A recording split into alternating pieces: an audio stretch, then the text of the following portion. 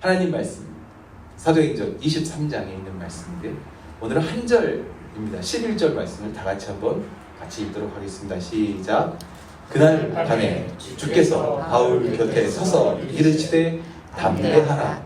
내가 예루살렘에서 나의 일을 증언하는 것 같이 로마에서도 증언하여야 하리라 하시니라. 아멘. 바울 사도가 3차 선교 여행을 마치고 예루살렘에 돌아오자마자 별로 한 것도 없는데 당장 체포가 됩니다. 우리가 지난주에 살펴보았듯이 바울은 이곳 예루살렘에서도 여전히 최선을 다해서 복음을 증거합니다. 오랜만에 바울이 종교 지도자들을 만나게 돼요. 아마 예전에 알고 지냈던 동료였을 가능성이 많이 있습니다. 바울이 오래간만에 이 사람들을 만나서 자신의 배경을 그리고 자기가 가지고 있는 이 뜨거운 열정의 이유에 대해서 설명을 합니다. 그리고 가장 궁금할 것 같은 그 이야기, 도대체 그 옛날에 다메섹에 예수 믿는 사람들 핍박하러 떠났는데 무슨 일이 있었던 거야? 그거에 대해서 바울이 설명을 합니다. 바울이 섰던 이 자리가 동일한 자리였었습니다. 그러나 이제는 되돌아와서 전혀 다른 입장에서 바울의 이야기를 아주 열정적으로 증거하는 것을 우리가 볼 수가 있습니다. 근데 그 결과는 항상 그랬듯이 오늘도 역시 꽝인 것 같습니다. 근데 우리가 기억하는 한 사건이 있죠. 예전에 베드로가 성령 충만했을 때 이 똑같은 자리에서 똑같은 사람들에게 설교한 적이 있습니다. 그때는 지금과는 다른 결말이었죠. 5,000명이라고도 하고 그 다음에는 3,000명, 그리고 날마다 그 믿음의 형제 자매들의 숫자가 교회에 더해지곤 했었습니다. 그런데 지금은 전혀 다른 결과가 나타나는 것이죠. 그렇다면 우리가 한번 이렇게 질문하지 않습니까? 지금 바울이 보여주고 있는 이 뜨거운 열정이 과연 하나님의 인도하심이 맞는 것일까? 왜냐하면 지금 바울이 증거하는 이 복음의 내용들은요, 베드로의 그 설교와는 차이가 많이 나는, 무엇보다 생생한 어떤 간증을 많이 포함하고 있고, 무엇보다 바울의 그 학식과 그 신학이 녹아들어져 있는 그 논리적인 설교인데, 바울이 하나님의 음성을 듣고 가는 길이라면 오늘 이 설교를 들은 이 동일한 사람들이 동일한 장소에서 뭔 일이 있어도 있어야 하는 것입니다. 5,000명은 아니더라도 50명이라도 정말 5명이라도 뭔가 반응이 있어야 할 텐데 그렇지 않습니다. 베드로의 설교 후에는 아주 간단한 설교였는데 그 예루살렘 도시 전체가 흔들리고 교회에 큰 부흥이 있었는데 오늘 이 바울의 설교에는 아무런 반응이 없습니다. 오히려 10절 말씀을 보시면 이 명설교를 들은 사람들이 바울을 둘러 찢으려 했다라고 성경은 기록하고 있습니다. 이 10절 말씀에 있는 이 반응이 도대체 무슨 뜻이겠습니까? 하나님의 뜻에 순종해서 하나님의 마음을 듣고 하나님의 말씀을 전했다면 분명히 어떤 기적이 그들 앞에 나타나야 했을 텐데 불로 찢으려 했다. 천부장이 뛰어들어가서 바울을 구출해야만 했던 것이죠. 혹시 바울이 무언가 잘못 이해하고 있는 것은 아닐까요?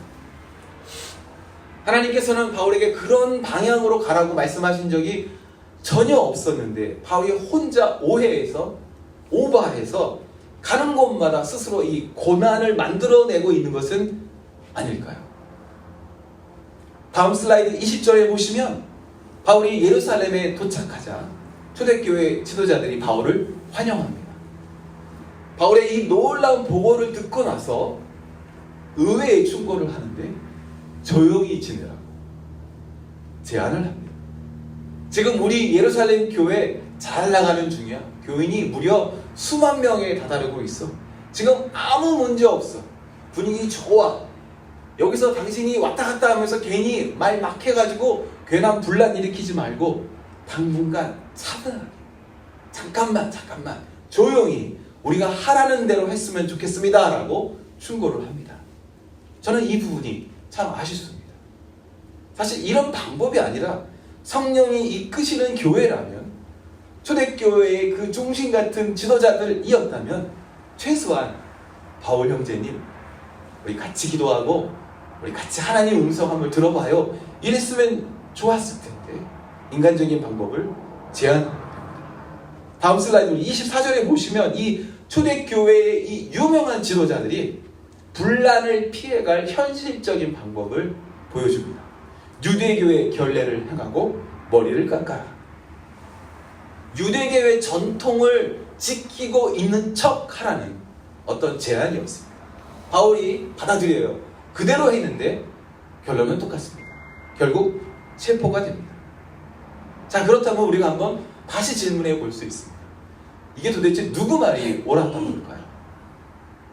고난이 기다리는 줄 알았지만 여전히 타협 없이 달려가던 바울의 태도가 옳은 것이었을까요? 아니면 전체 교회의 성장과 교인들의 안전을 위한 염려하던 그 교회 지도자들의 그 방향이 옳았던 것일까요? 어떻게 생각하십니까? 누구 말이 맞는 것 같습니까? 여러분들이 그 자리에 있었다면 어떻게 결정하시겠습니까? 멈추시겠습니까? 방법을 모색하시겠습니까? 아니면 계속해서 앞으로 전진하시겠습니까? 20장 16절로 되돌아가 보면 사실 예루살렘의 지도자들만 이런 제안을 바울에게 했던 것은 아닙니다. 이 구절에서 왜 바울이 이렇게 급하게 예루살렘을 향하여 출발하려 했는지 어떤 배경도 설명하고 있지는 않습니다. 뭐가 그렇게 급했는지 바울이 출발하는데 자기가 가장 아끼던 에베소 그 교회를 바이패스합니다. 들르지 않습니다. 건너뜁니다. 아마도 기록되지 않은 어떤 하나님께서 주셨던 특별한 부르심이 바울에게 있었던 것 같습니다. 다음 슬라이드 22절, 23절 말씀에 보시면 도시마다 많은 사역자들이 바울을 막아서고 있다는 것을 우리가 발견할 수 있습니다. 한두 곳이 아니었습니다. 희한해요. 가는 곳마다였습니다. 모든 도시마다 그 도시에서 오랫동안 충성되이 섬기던 그 사역자들이 바울에게 계속해서 거듭해서 지금 경고하고 있습니다. 다음 슬라이드 우리 21장 4절에 보시면 바울이 그 경고를 듣는데 지체하지 않습니다. 오히려 속도를 더 내려고 걸어가지 않고 배를 타고 두로라는 도시에 상륙을 합니다. 이 두로의 사역자들도 마찬가지입니다. 성령의 감동으로 고난을 미리 예견합니다. 그리고 바울에게 가지 마세요 라고 붙잡습니다. 상식적이라면 여기서 멈춰야 하겠죠. 이 사역자들의 경고가 지금 무슨 신문을 보고 또는 TV 뉴스를 보고 상황을 판단하는 것이 아니라 이 기도 많이 하시는 사역자들께서 간곡하게 가지 마세요 라고 지금 그렇게 제안하는 것입니다. 우리라면 어떻게 할까요? 어떻게 하시겠어요? 고민할 것 같아요. 멈추지 않았을 거예요. 어쩌면 바울의 그 심정 속에 내가 예루살렘을 향해 가는 것보다 나를 사랑하는, 나를 환영하는, 나를 언제나 반겨주는 이 에베소에 남아 더 사역하는 것이 하나님의 뜻이 아닐까라는 그런 마음이 들지 않았을까요? 아마도 저였다면 분명히 에베소라든지 두로라든지 가이사랴라든지 멈췄을 것 같습니다. 그런데 바울이요 멈추지 않습니다. 그 모든 사역자들의 만류를 뿌리치는 것을 볼 수 있습니다. 다음 도시 가이사랴에 정말 이제 예루살렘에 가까운 도시입니다. 가이사랴에 꾸역꾸역 도착을 하는데 그곳에서도 또 똑같은 일이 반복이 됩니다. 이렇게 계속해서 똑같은 메시지가 오면 우리가 당연히 무겁게 받아들입니다. 11절 말씀을 보시면 이번에는 특별해요. 어떤 사람이 윗동네에서 내려와서 아주 구체적으로 시청각 교육을 합니다. 이 띠의 주인을 이렇게 묶어서 체포되게 고난에 들어가게 하십니다 라고 구체적으로 경고하죠. 멈춰야 할 때겠죠. 이게 지금 한두 번도 아니고 세네 번도 아니고 가는 곳마다 만나는 모든 사역자들마다, 그것도 특별히 기도 많이 하신다는 그런 사역자들께서 모두 다 똑같은 메시지를 합니다. 성령께서 알게 해주셨어요. 성령의 감동입니다.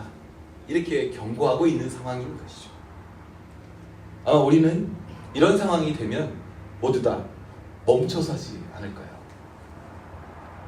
근데 이 고집쟁이처럼 보이는 이 바울이 전혀 멈추려 하지 않습니다. 오히려 두려워하지 않고요, 더욱 속도를 낸다는 것을 우리가 느낄 수가 있습니다. 제가 이 말씀을 살펴보면서 도대체 바울이 왜 이렇게 담대할 수 있었을까 찾아보게 되었습니다. 오늘 우리가 읽었던 23장 11절 말씀 다시 한번 읽어봤으면 좋겠습니다. 시작. 그날 밤에 주께서 바울 곁에 서서 이르시되 담대하라. 내가 예루살렘에서 나의 일을 증언하는 것 같이 로마에서도 증언하여야 하리라 하시니라.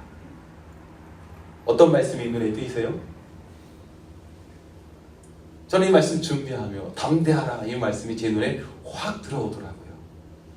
노란색으로 표시해서 눈에 들어오는 것이 아니라 제 눈에 너무 강하게 들어와서 제가 노란색으로 여러분에게 표시해 드렸습니다. 담대하라. 근데 사실 이 담대하라는 말씀이 이번이 처음이 아니었습니다.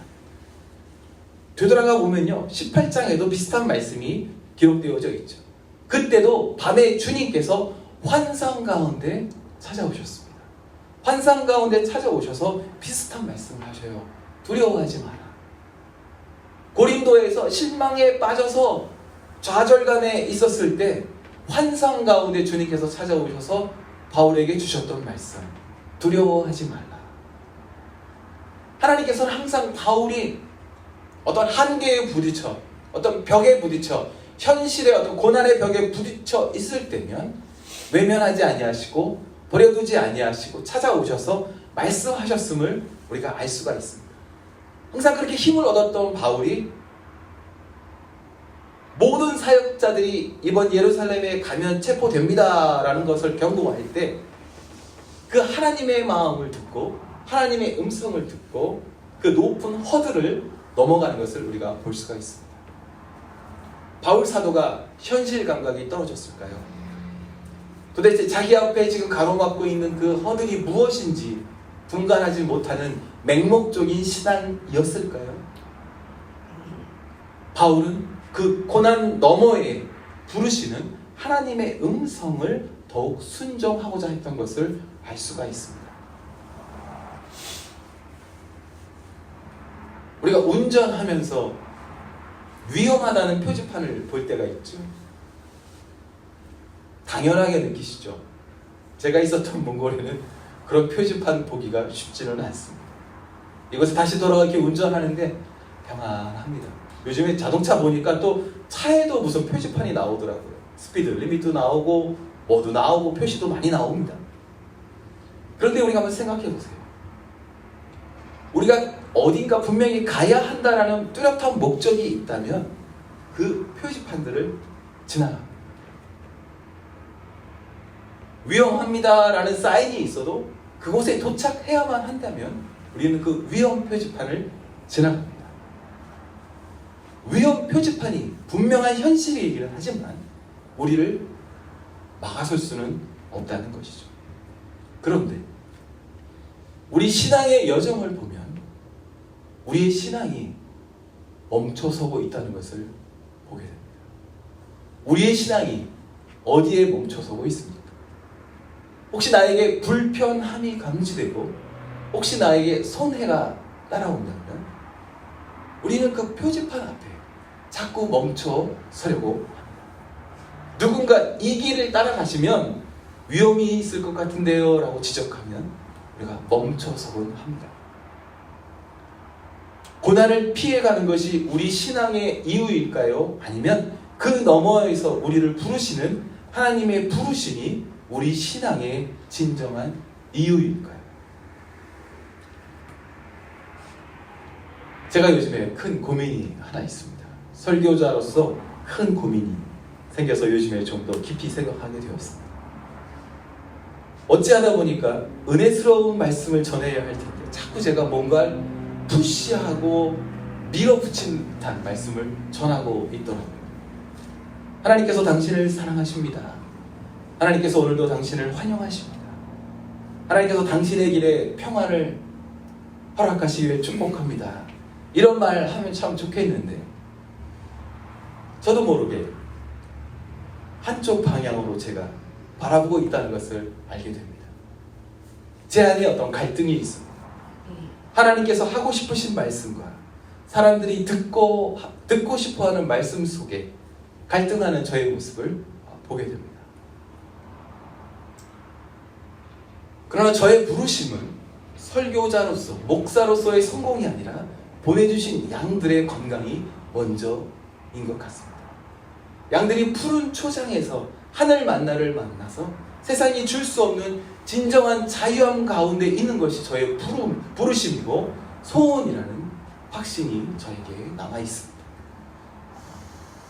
사도행전에 바울에게 경고했던 그 많은 사역자들, 또 어쩌면 우리 주변의 많은 사역자들도 이번 여행에 손해가 있을 것 같아요. 멈춰서 쉬는 것이 어때요? 라고 경고하고 있습니다. 논리와 상식으로 받아들인다면 분명히 우리 앞에 뜨거운 불이 가로막고 있다면 멈춰야 할 것입니다.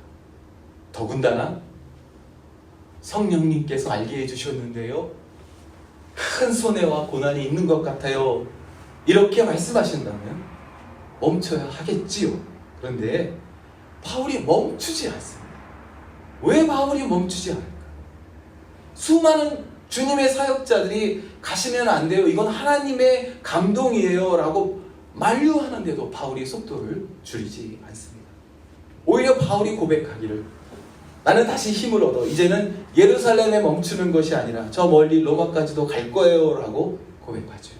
도대체 이 예루살렘 감옥 안에서 무슨 일이 벌어졌던 것일까요? 어떤 일이 있었기에 바울이 이렇게 더욱 달려갈 수 있었을까요? 우리가 읽었던 11절 말씀 다시 한번 돌아가 봅니다. 23장 11절 말씀. 그날 밤에 주님께서 바울 곁에 서셨습니다. 그리고 말씀하셨죠. 세 번째 똑같은 구절을 여러분들과 살펴봅니다.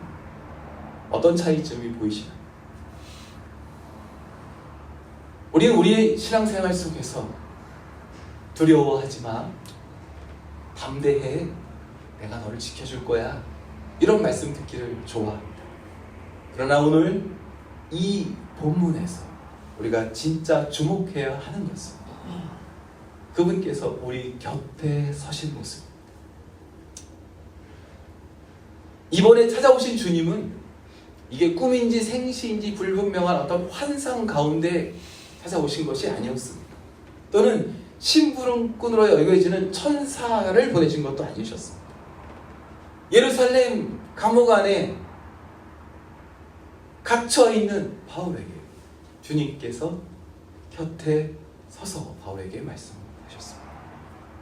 우리는 신앙생활 하면서 우리를 감동시키는 위험 표지판을 구하곤 합니다. 그러나 주님께서는 그 위험 표지판 너머에서 기다리시는 하나님의 마음에 대하여 알려주십니다.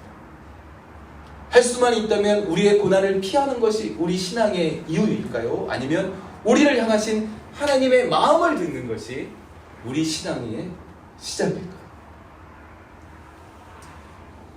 우리 앞을 막아서는 그 장애물들에 대하여 미리 경고함을 받는 것이 축복일까요? 아니면 그 모든 경고함 속에서도 내 손발을 묶는 현실이 내 앞에 기다리고 있는다 할지라도 나를 부르시는 그분의 부르심에 순종하는 것이 진정한 축복일까요?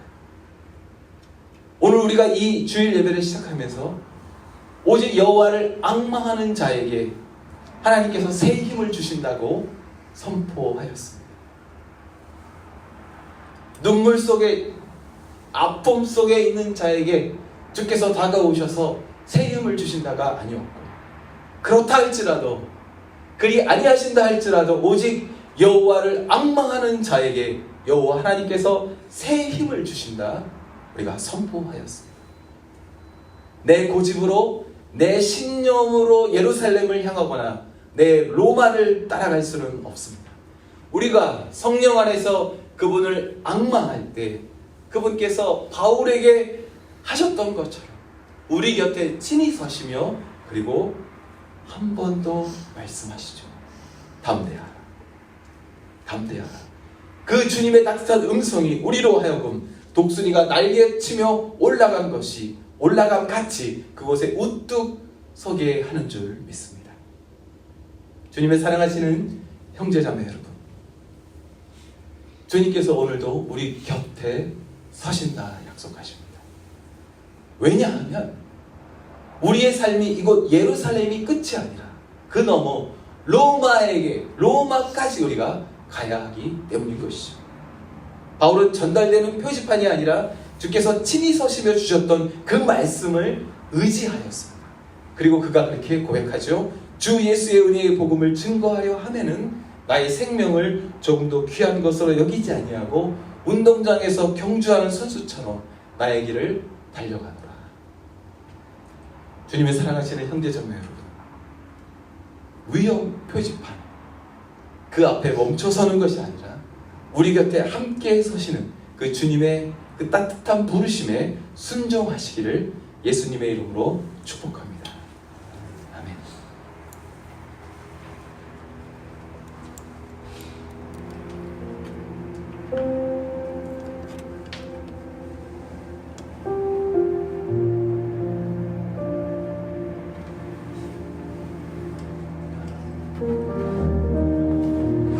제가 예배를 준비하며 저 자신에 대해서 더 한번 생각해 보았습니다. 제가 한번 바울 사도가 갇혔던 그 예루살렘 감옥 속에 한번 들어가서 한번 누워 보았습니다. 여러분들도 한번 그 감옥 속에 한번 들어가서 누워 보십시오. 그리고 그분께서 무엇이라 말씀하시는지 한번 들어보십시오.